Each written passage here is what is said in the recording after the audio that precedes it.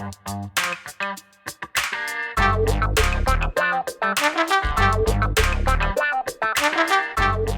guys, Montel here, and welcome to this edition of Let's Be Blunt with Montel. You know, what we try to do here at Let's Be Blunt is to make sure we bring you the most up-to-date information that we could possibly bring you in the world of cannabis and hemp.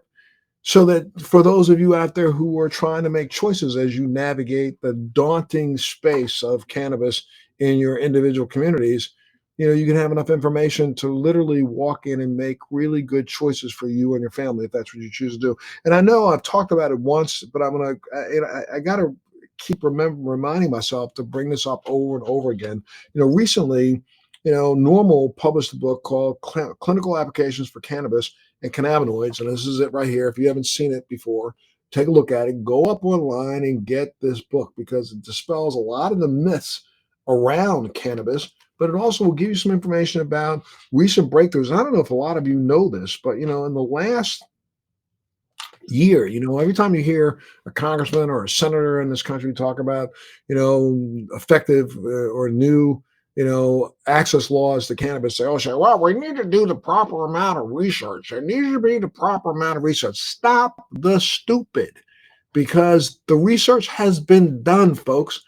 In the last year alone, even through COVID, over 3,500 peer-reviewed published documents have been released about cannabinoids and cannabis and their efficaciousness when it comes to, affecting a myriad of illnesses. And those illnesses range from everything from, Alzheimer's disease down to Tourette's syndrome and more.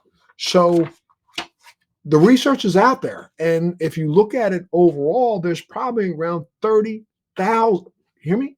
30,000 published peer-reviewed studies on cannabis, which makes it even more studied than bare aspirin or aspirin itself. So, there's more studies that have been done and completed in the last year on cannabis than have been done on alcohol. Yet we still have politicians saying, well, we need to have the research. We need every. No, they're just playing a silly little game because they won't even read the research. As a matter of fact, we don't even teach the research at medical hospitals across the country.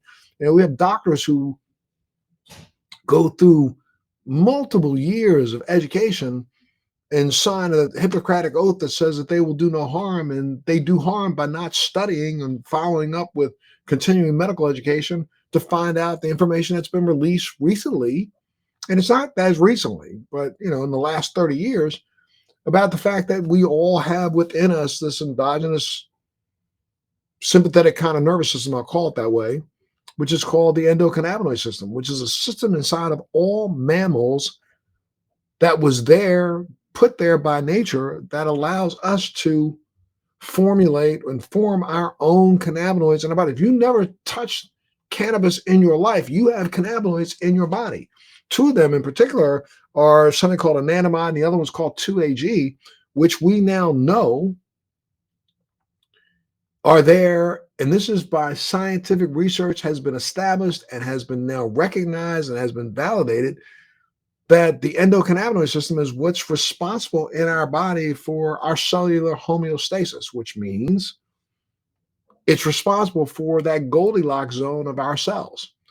In the last couple of weeks, 3 weeks ago, it was all over the news, and it kind of made the news, especially in the cannabis circles, that a study that was done a year before, now 2 years ago, back when COVID first began, scientists around the world, Israel, all over the world, started looking at cannabinoids and seeing if they could affect this thing that we call the COVID virus or the SARS virus.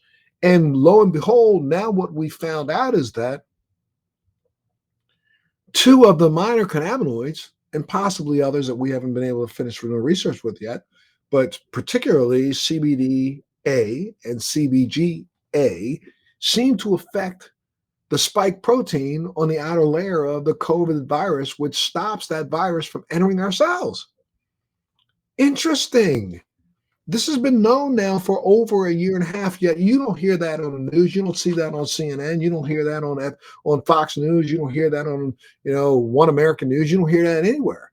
Why? Because the pharmaceutical industry's got this in a lock, my friends. Let's understand this.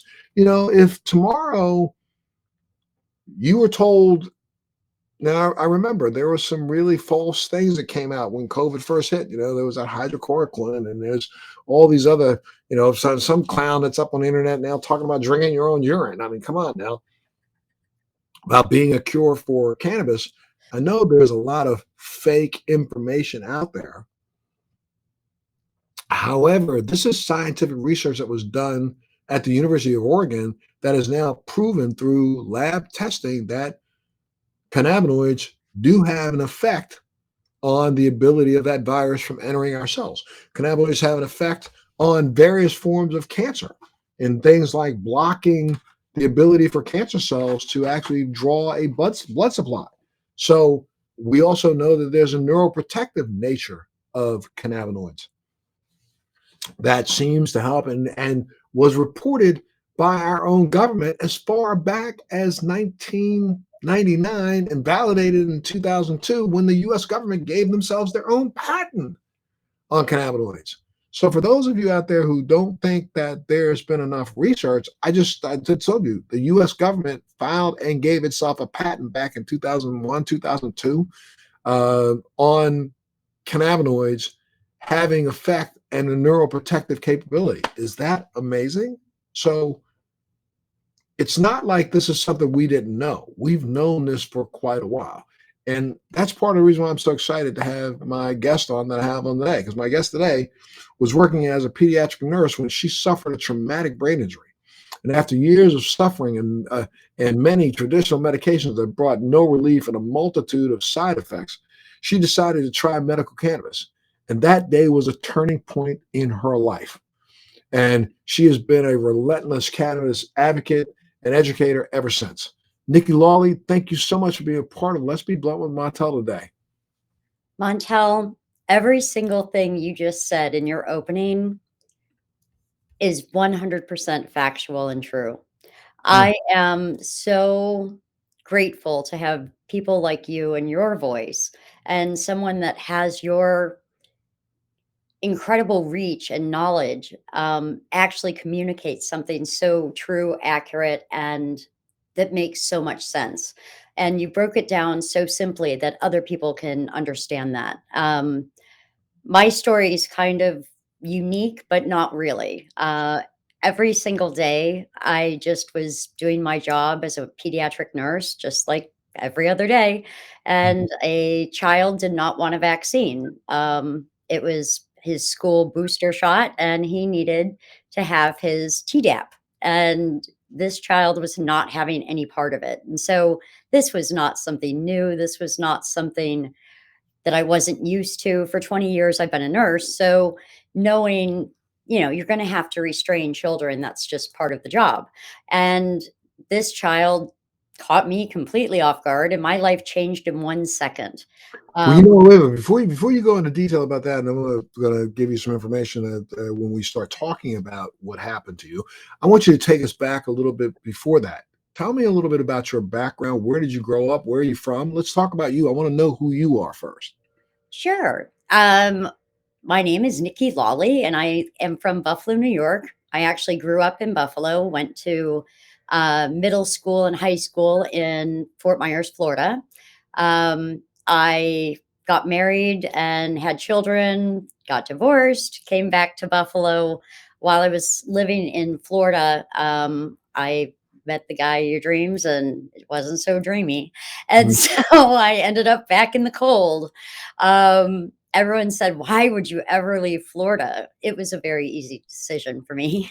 Gotcha. I'm with you. I'm with you. So now you grew up in Buffalo. Got it. Were you educated in Buffalo? Get your degree? I want to know. What I did got you my do? nursing degree in Buffalo. When I was in Fort Myers and had children, I then started working as a medical assistant for a pediatrician. When I came to New York, I couldn't practice the same way I had in Florida because in Florida you practice under the physician's license, whereas in New York you actually have to be a licensed professional. So when I came back to Buffalo, I was like, well, what the hell am I going to do now? I'm back here. And so I went to school here and got my LPN degree and immediately started working in pediatrics again. And what did you work in before you started being a nurse's assistant in Florida? I'm sure you graduated from high school. What did you do for the first few years before you met that man of your dreams? I was a retail pet sales person. I ran 3 different pet stores. After I came back to Buffalo and after I graduated nursing school, I actually wanted to be a pharmaceutical sales rep. And so they said, "You don't have any outside sales experience. We love your background. We love that you're smart and graduated nursing school, but you need to have some outside sales background. We don't care what you do. And we would love to sell anything and then come back to us in a couple years." Well, I ended up getting a job selling HVAC filters and I Gotcha. loved it. Mm, I would crawl around air handlers and really get down and dirty and learn all about their HVAC system. And what's crazy is 20 years later, if I would have still been in filtration, what mm. a different trajectory my life would have been. Absolutely, especially because they're booming all over America right now with buildings and schools trying to, make sure they have the proper filtration in there to see if they can stem the tide of COVID, right? Correct, correct. And I actually had figured this out back 20 years ago. I actually had created a filter that in schools they have like unit ventilators. They're like in hotel rooms, they're like a single unit. Well, I it was insisting we should create a product that can withstand the limited airflow in those things, but trap the particles because kids, before COVID, I mean, we had flu.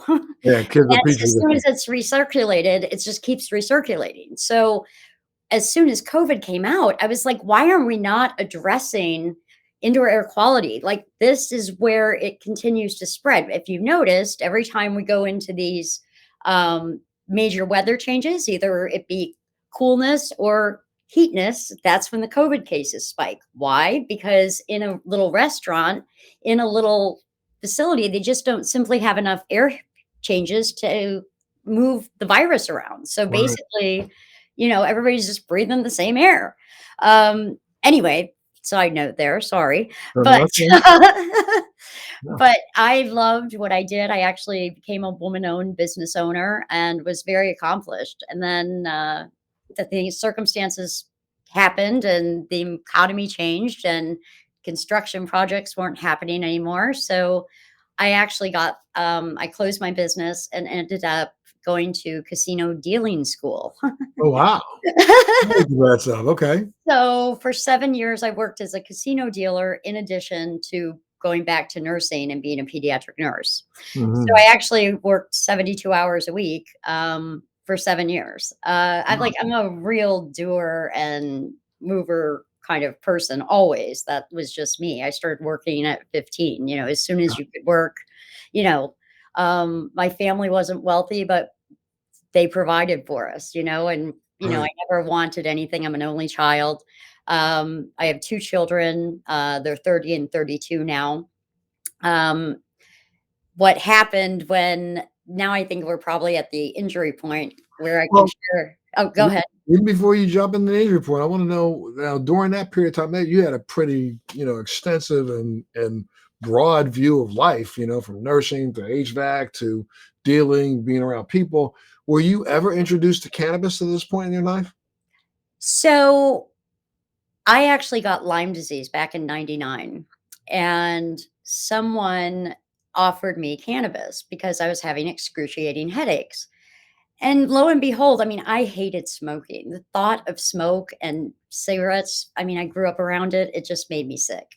And Right. so the thought of actually smoking a joint, and this was like in '99. So Montel, as you're well aware, like it was like 60s pot. It wasn't the same cannabis that's there now.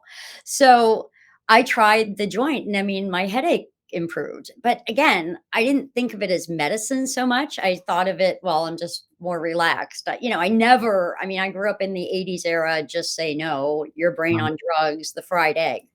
Um, so having, you know, going in the corner and getting, high, quote, Mhm. was something I was not accustomed to, and I became a casual user at that point. Got it. But casual user in a sense that I often here I'll lay out. I literally stopped using and consuming cannabis for almost 22 years, the period of time that my service career had launched. But then when I started my talk show, I remember this is back in 1991. Um, I literally back then I moved to California and I started gravitating to cannabis for for me, it was because, I kept waking up with some weird feelings. I had some weird, the hip problem. I had weird I had always had restless leg syndrome, or something close to that. And I kind of gravitated towards cannabis because it made me feel better in the morning than having, two or three shots of some brown liquor. And didn't realize that, and what a lot of people I think who gravitate to cannabis don't realize is that you're trying to address some underlying medical reason because it made you feel better than taking two aspirin or taking two Tylenol or taking two Advil or taking two whatevers and then, or drinking. And so I think most people who make a choice of moving to cannabis do so because even if they don't think that it was for wellness reasons, they do so because that endocannabinoid system is singing, saying, yo, hey, I got something that'll help you, stupid. I'm sorry, but that's what's going on. It's subconsciously. And then, the next thing you know, when I literally was diagnosed with MS, I made the conscious choice to move away from alcohol completely. And part of that was because, in the information about some of the medication I was taking was talking about the fact that, alcohol could exacerbate the site reaction where I actually took a needle. And so, I thought, a couple times I remember coming home after I had a couple drinks and taking my shot and having a big boil, where that spot was, and then realizing that when I didn't drink, that didn't happen. So I got off the alcohol. And then I was looking for something that would make me feel better. So I started using cannabis. And then, unbeknownst to me, as I started using it and started feeling its effect and its effect on some of my symptoms from MS, that's what made me actually go and pursue cannabis because I realized that there's something here. I don't know what it is. And back then, I didn't even realize that at the exact same time of my diagnosis that the government had already said that cannabis worked well for neurological disease and for ischemia and for neurological trauma. So I only say that to say, okay, so you were using a little bit, but this is before your major issue, right? 100%. But I used it enough that I hated drinking. I hated how drinking made me feel. Um, I was one of those loosey goosey drunks, gets Mhm. way too friendly. Um, Right, and so that's not who I am either. And so one of the things I would do is occasionally when other people had cannabis, I would smoke it. But I had extreme paranoia of getting random drug tested at the casino. right, And if I got randomed at the casino, then I would have to it would go on my nursing record. And I mean, right, like, that's just not cool to have be a nurse and have a marijuana uh, right, offense on there. right. So I carried around synthetic urine in my breast to basically in case of a random drug test. I mean, I was that paranoid despite not being a regular consumer, just because Mhm. I didn't understand the endocannabinoid system. I didn't understand any of that. That stuff is not taught in nursing school, not Right. even once.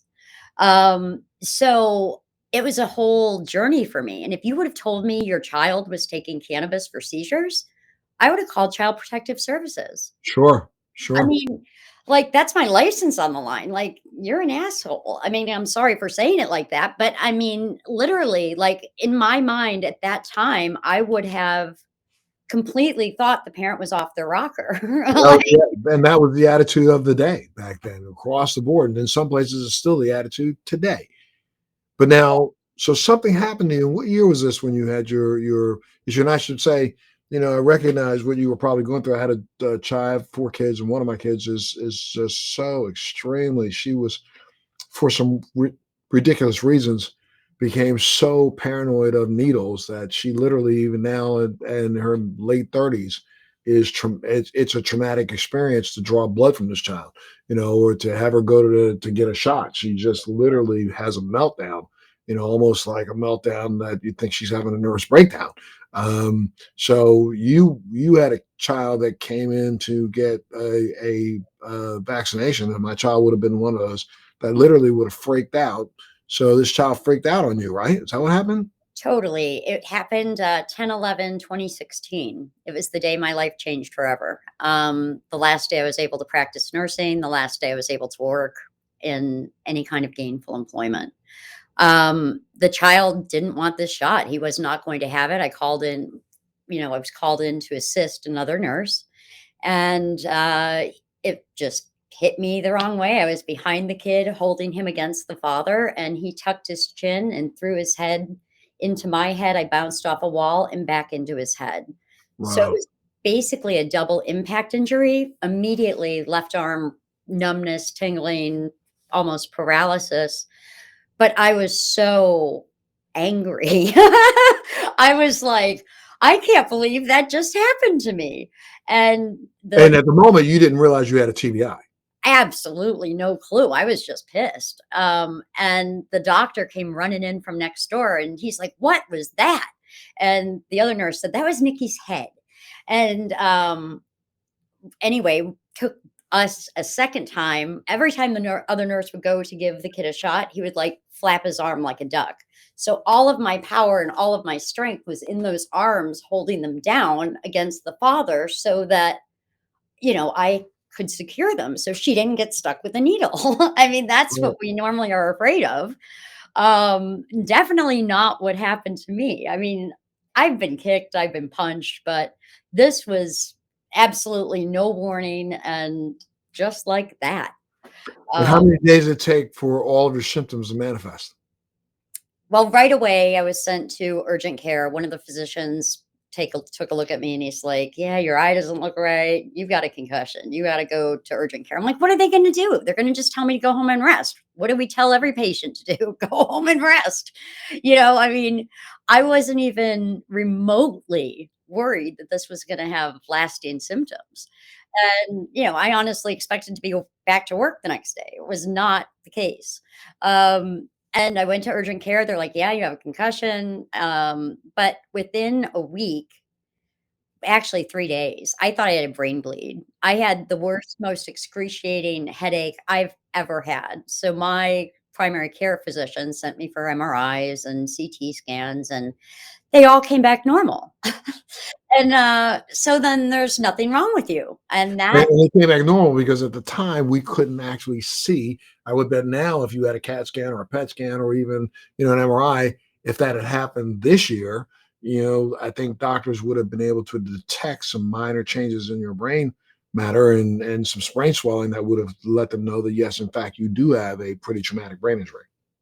I didn't lose consciousness. So the misconception of a brain injury is you have to lose consciousness, and that is absolutely not the case. It Correct. turns out my neck got really screwed up. So in addition to the brain injury, my neck, I have cervical instability, and I went for a year to over 60 physicians, to over 70 drugs, to literally losing all hope in humanity and in life because I had no quality of life. And explain that. Tell me, your headaches were so bad, balance was off. What was going on? Explain that to people so they understand. Sure. I couldn't count anymore. I shared with you I was a dealer. I had an absolute meltdown buying some liquor at the liquor store. My parents were coming in for the holidays, and I gave the kid $80 and I grabbed a handful of change in my purse and I couldn't count 67 cents. And I started bawling and just like losing my shit. And this kid was just like, "Here, I can do it for you." But I mean, this is somebody who was a card dealer. And Right. then just to follow up to that, we were playing rummy at home. I mean, everybody was trying to cheer me up, trying to, you know, make me engage because I was turning into this hermit, this shell, this like I didn't want to live. I didn't want to be there. And So my mom's like, "Oh, let's have the dealer deal the cards." Montel, I couldn't count out 7 cards and 6 piles. I couldn't do it. I could not do it. That's when I realized I'm not getting better. I'm Right. like, this is cognitive. There's something in my brain. And so it was fighting that whole invisible injury kind of stigma. I mean, you understand with MS, you're Sure. not, maybe you're not using a cane. You're not, people look at you like you're crazy because you have a handicap parking sticker. If I fall on my head one more time on an icy parking lot, I'm in really bad shape and I might not come out of it. I mean, my Right. neck is that screwed up and I don't want to have a fusion because that just has its own host of issues. But Right. my cognitive function was just absolutely horrific. I had no short term memory, I had no ability to see past the pain. I was absolutely 400% helpless. And my husband basically became my caregiver. 4 months after the injury, I was planning my husband thought it would be really nice to go to Las Vegas for vacation. What year was this? This is 2017 January. The Gotcha. injury was 11, 10, 11, 16. Okay. So we booked the trip and I didn't want to go at all. Vegas has always been one of my most favorite places to go because being a dealer, being part of that whole scene, that's obviously a lifestyle that I really enjoyed. So I could not tell you how I did not want to go on this trip. I literally cried for days leading up to it. I was like, I'm not going to be able to handle it. I won't be able to handle the people, the lights, the sounds. I just, I don't want to leave this house. And we went 3 days. I'm in the room. I'm crying. I'm miserable. Don't even come outside to eat. We got a room overlooking the strip, which had its own loudness. And I was literally looking over the edge and we were very low. We were like 7 floors up and the pool was right there, 3 below. I'm like, well, this is not going to work at all. Contemplating jumping. And at that time, a mobile billboard came by. Get your medical marijuana card here in Nevada today. And immediately that image of Nancy Reagan and the "just say no to drugs and your brain on drugs, the frying egg" basically came to mind. That billboard came by a second time. My husband came back to the room because he literally had to distance himself from me. I mean, I was just a mess, Montel. And he came back and I said, "Oh, we can go fry my brain on drugs a little more and go get my medical marijuana card here in Nevada." And he's like, "Let's do it." He's like, "You've had pot before, you've used it before." I'm like, "Ah, it's not medicine. Like, that's not going to help what's going on." And I mean, I almost fought him. We end up going to a dispensary, to a place to get the card. It was super easy. Um, but I was so overwhelmed, and I mean, I got gummies, I got chews, I got all kinds of products that go first pass digestion. I didn't find any relief with those. I smoked a joint and I got out of that room. It was the first light at the of tiny glimmer of hope 4 months into the injury. I expected to be able to come home to New York and have the exact same experience. I expected, New York has medical marijuana, just like Nevada. Montel, chronic pain was not on the schedule of approved conditions at that time. And so then that hopeless came back again. That flood of new drugs came in because I'm so sad again. And that whole jockeying of I have no hope again. So that's how I accumulated so many doctors and so many things. That second year, towards the end of it, I had some friends in Canada and they said, "You said the pot really helped you." He said, "Come on over here and my wife, she'll get a card and you can stay with us and you can use this marijuana and make yourself feel better." And I'm like, dude, it's not that easy. I mean, this is like, it's going to Canada. You won't be able to bring it home. Montel, I became a Canadian cannabis medical refugee, literally for 2.5 years up until COVID.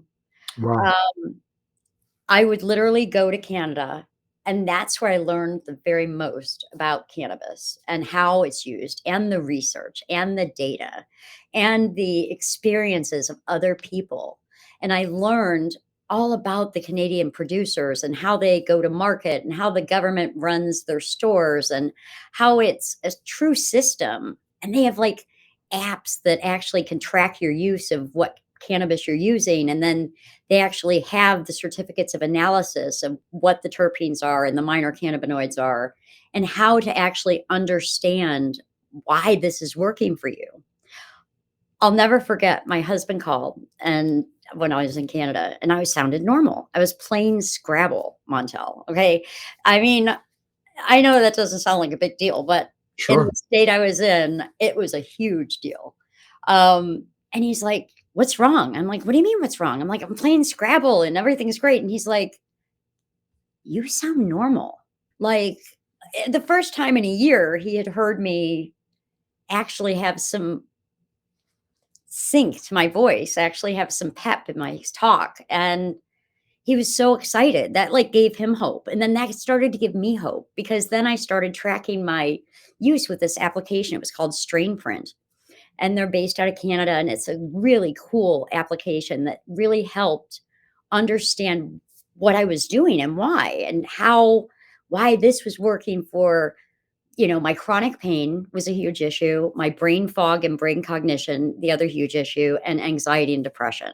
If I had like three things I could track of the efficacy of cannabis and how it improves those things, those are my three things that I still suffer from today. I mean, I'm not cured with cannabis, but I am well with cannabis. Cannabis gave me hope when I had zero. But then here comes COVID and the borders get shut, right? Yes, 100%. So then I had to learn what the legacy market was. um, you know, it was not something that I was real comfortable doing. I mean, yeah, I have kids, but like I don't want to get them in trouble, and I felt so self-conscious about talking to anybody about it, I just felt like it was dirty. And then Montel, one of your podcasts came up, the Let's Be Blunt with Montel. And I'm like, well, I'm really blunt. So I want to listen to what Montel has to say. And you made cannabis less dirty for me. You Mm. made it less taboo. And so then I started listening to other podcasts and listening to other people, and especially in Canada, going to different trade shows and learning about the industry and the different products and understanding, New York State was so behind. Right. And when COVID hit, now I'm forced with products I now don't have test results for. It's like you spend money and you have no idea if it's going to work for you, like none. I mean, for me personally, I have to smoke my medicine. I don't have a gallbladder and I had weight loss surgery. So as a result, cannabis, THC, CBD are all fat soluble. And so you need fat to be able to metabolize them. Right. Basically, my stuff just bypasses. So that's why I have to smoke.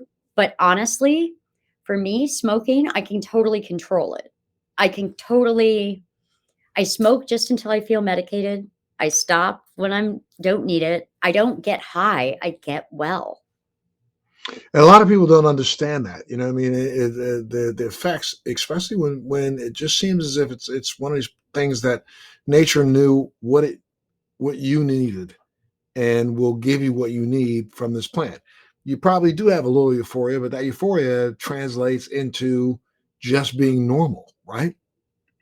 Facts, facts. I'm super passionate about it because if you would have seen the dark place I was in, you would understand this is not fake. This is real. And I want to do all I can to help remove the stigma because no one should have to go through what I did and be questioned and told that there's nothing wrong with you. It's all in your head and made to feel like you were absolutely crazy when I wasn't. I was injured.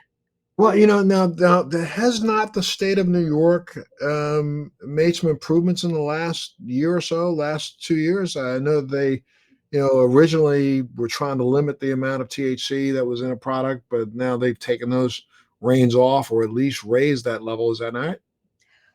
Chronic pain is now approved, but our products are absolutely overpriced and out of affordability range. I'm back to going to Canada now. And I actually had a storage unit that held my medical cannabis that I would just go get what I needed, go to my friends, bring it back what I didn't use. I mean, I New York State now has flower. Up until 6 months ago, we didn't have flower. So now I've tried a couple of the products, but originally it was just ground flower. Montel for $95, there were stems, there was, leaf matter in this ground up cannabis. And it was like, I can't justify this. And you don't get to smell it or see what it looks like before you purchase it. So you're at a complete disadvantage. So I relied on the illicit market, but then I discovered Nevada medical cannabis. Well, actually, it's rec, but I have gone back on vacation numerous times and gone to legal states and experienced now California, Massachusetts, Oregon. Nevada, Yeah. Right. Oregon, and literally the difference in quality of products and affordability in products when a state goes to adult use, it just totally changes for the patient's advantage. They have a wider variety of products. They have a wider availability of information. And you've said about a pretty serious lobbying effort in trying to change some of the laws. How's that been going? I have really kind of backed off on the lobbying. I've been more focused on sharing the story. And what's happening now is lobbyists are reaching out to me and wanting me to come tell the story in front of larger audiences. And so I have not been as active in the political side of things as I once was.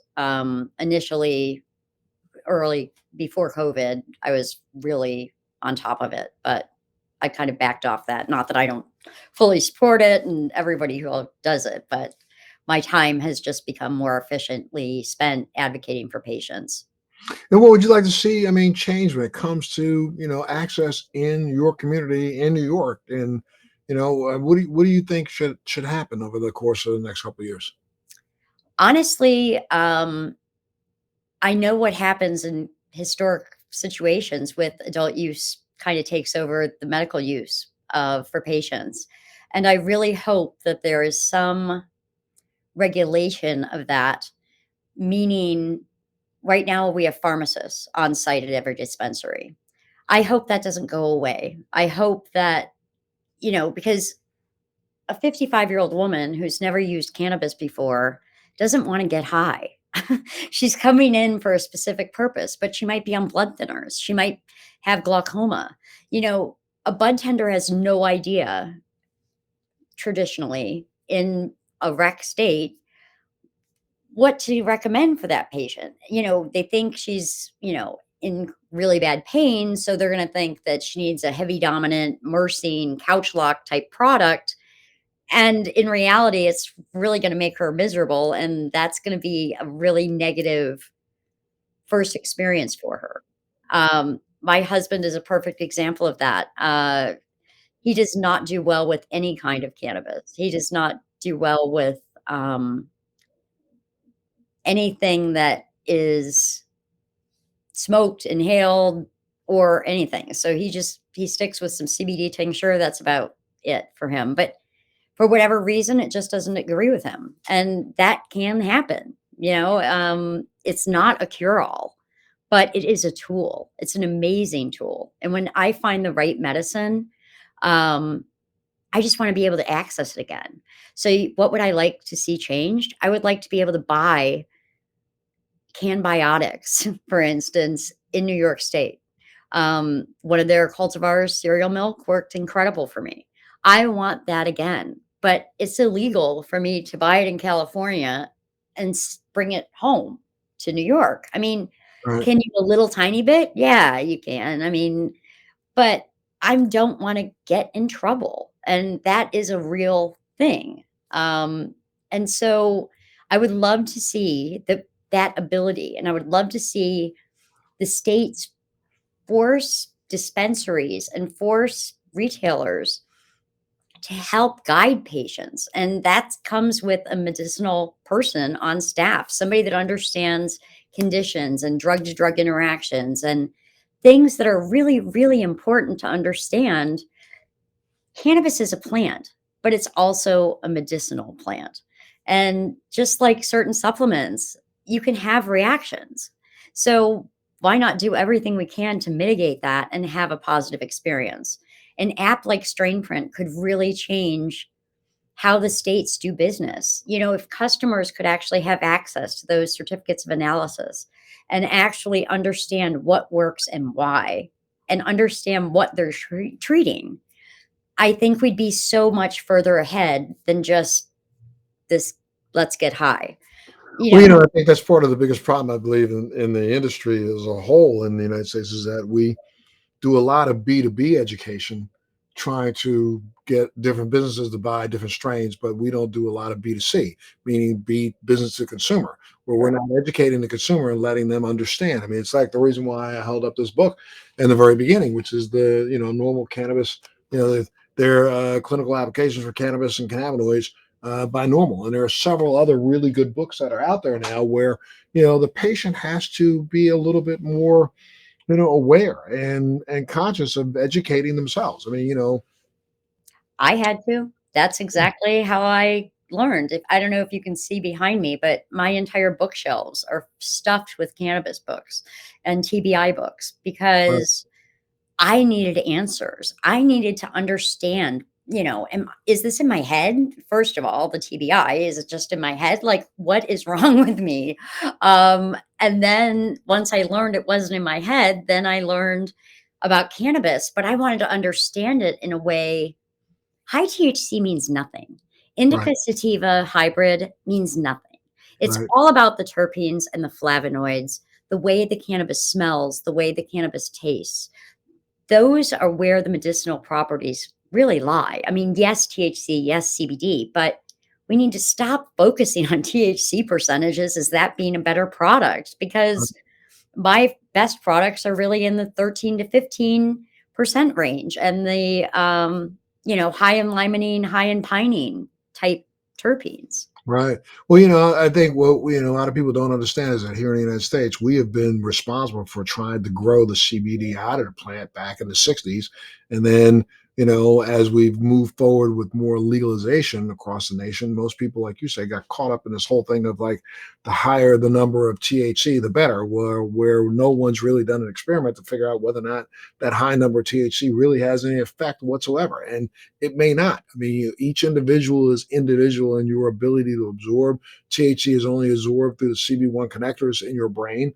And, you can only absorb but so much. So I don't care if you have 40% THC, you're probably only absorbing about 13% of that at any given time. So, I think that we will, as we continue to do more and more research, we're going to find out that, you know, back the original doctors and scientists that discovered THC, CBD, the endocannabinoid system, they recognized back then that cannabis worked in this thing that they call the entourage effect. And that entourage effect was all the cannabinoids working together to elicit the response that one needs.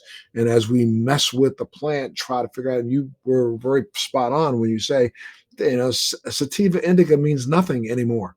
As much as people think that it does, it really doesn't, because we have hybridized this plant so much in the last 5 years that I don't know if there's really a true sativa left anymore or a true indica. Yeah, maybe the shapes of the leaves look like they could be, but there's so much going on in the underlying, properties of the terpenes and the flavonoids that it's all kind of crossed. And so we really do need to do a lot more research into, like we have done for the last 40 years on terpenes. When we look at terpenes in cauliflower, look at terpene in broccoli and in spinach and in mangoes, we know terpenes exist. That's what gives plants their smell, odor, and also some of their protective mechanisms in plants. So you're right. I mean, I think that from an education standpoint, it's not enough for us to just educate the business about what they want to buy and put on their shelves. We need to educate the business about what's on their shelves that can help the patient.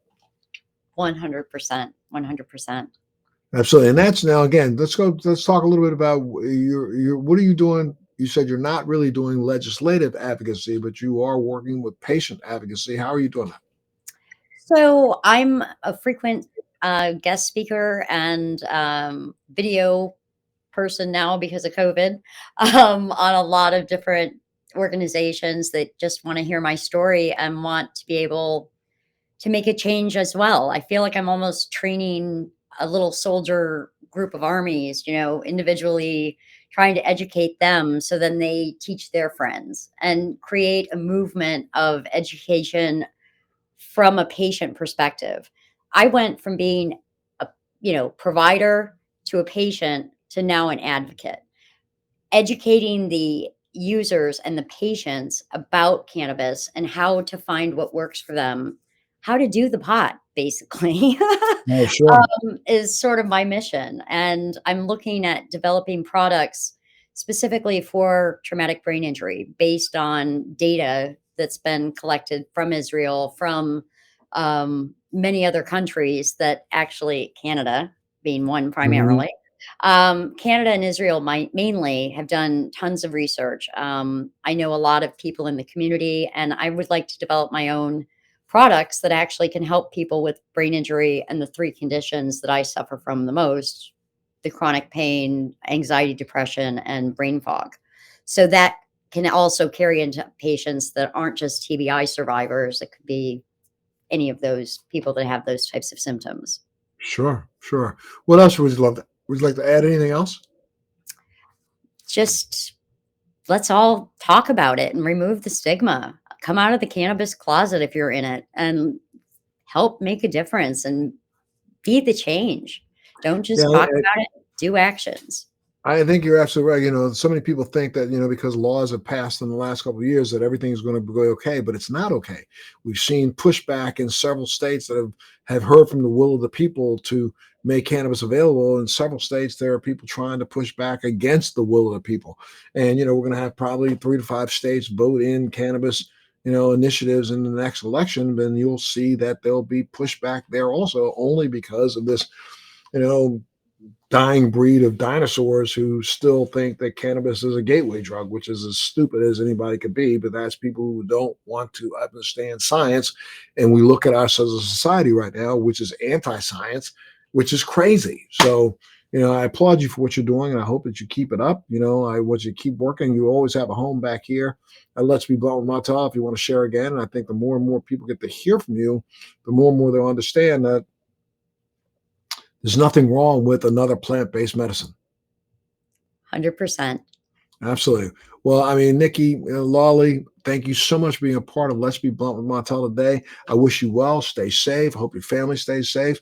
And, I hope that, you can continue to battle, this illness that affects you in a very effective way, in an efficacious way, like you are right now with cannabis. Thanks so much, Montel. I look Absolutely. forward to continuing this conversation. Absolutely. I look forward to seeing you again sometime. And I want to make sure that you tune in to the next edition of Let's Be Blunt with Montel. Thanks for joining me on Let's Be Blunt with Montel. Please make sure you're subscribed and hit the bell to be notified when new episodes post each week. We'd love to hear your feedback also, so please send us your comments.